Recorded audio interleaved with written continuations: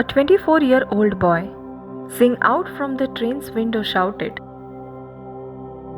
"Dad, look at the trees. They are going behind." Dad smiled and remained silent.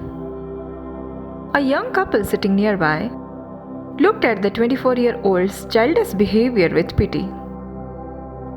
Suddenly, he again exclaimed, "Dad, look, the clouds are running with us." Dad again smiled. But this time, the couple couldn't resist and said to the old man, "Why don't you take your son to a good doctor?" The old man smiled and said, "I did, and we are just coming from the hospital. My son was blind from birth. He just got his eyes today." Don't you think this kind of situation happens with every one of us? We have seen such situation in our life also. We think whatever we see, that is only right. We start presuming, we start assuming. But whatever we see is not always the right thing.